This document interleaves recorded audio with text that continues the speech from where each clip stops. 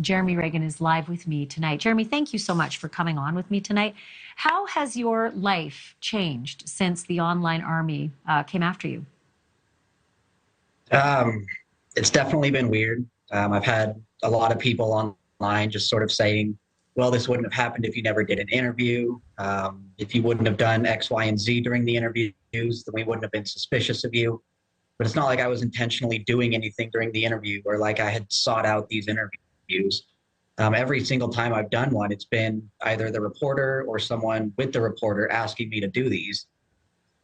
But people online have just been ruthless. They went through and gone through all of my social media history over the past decade, just trying to find anything and everything they can about me, pulling up Facebook posts from my mom from a decade ago saying, oh, he was a hunter back in 2012. He must have done it just because a psychic had done a reading and said that it was probably a hunter, even though almost everyone in Idaho hunts at some point.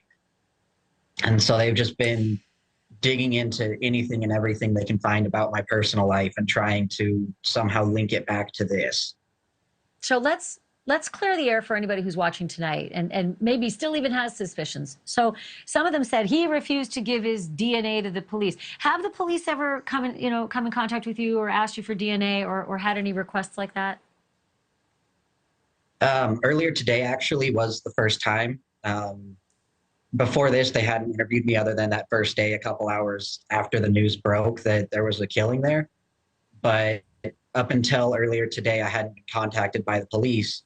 But then today, partly because of all the reports that people had sent in about me and the interview I did, as well as me going and talking with one of the local prosecutors about what I can do to clear my name, the officers came by my house today. They talked with me. They interviewed me.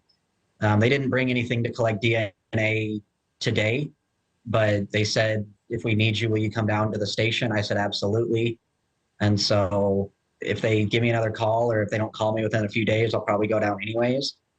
But to be clear, you problem. reached out to the prosecutor as well. Let's be really clear about that. So it's just absolutely an abject lie that you refused to give DNA. You've spoken to them, you've offered it. They've said they'll come back and ask you for it. They certainly don't seem to think it's a big panic. And then the other question for the record, where were you when the murders occurred?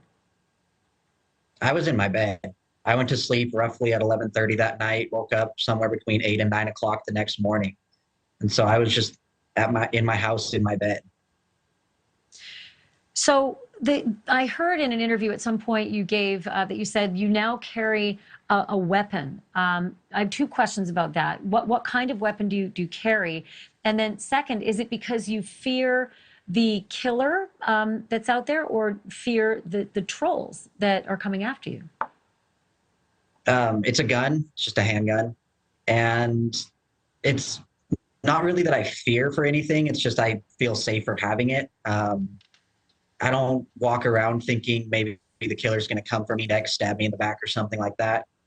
But just having it on me gives me that extra sense of security, especially now where cyber sleuths may or may not come. They've already contacted my friends asking questions about me. And so who knows if someone's going to go so far as to try and confront me in person, even though on Reddit specifically, I've gone through and posted and answered questions that people had, but you never know if someone's going to try and come talk to me personally or come try anything in real life. So sure, I just feel safer having it generally. We've seen people show up at murder scenes before who are not involved in any way in the story. I have one last question for you. I've got about 15 seconds left. Did you know the girls or had you ever been in the house? I didn't know them and I'd never been to the house. I'd been up to the front door because I had found a lost phone last semester. So I went, knocked on the door, asked if they knew whose it was. The girl that answered said no. So I left and went to the next house. Did the same thing until I was finally able to figure out whose phone it was. That's the only time I was at that house, but I was never actually inside. I can't thank you enough for coming on the air and clearing up a lot of these misconceptions that have been online. I'm sorry that you're going through this, Jeremy, but keep us posted on what happens. If the police do come back, give us a heads up and we'll talk about, what happens from here. Thanks for doing this tonight. Thank you for watching. Go to newsnationnow.com to find NewsNation on your television provider. And don't forget to click the red subscribe button below to get more of NewsNation's fact-driven, unbiased coverage.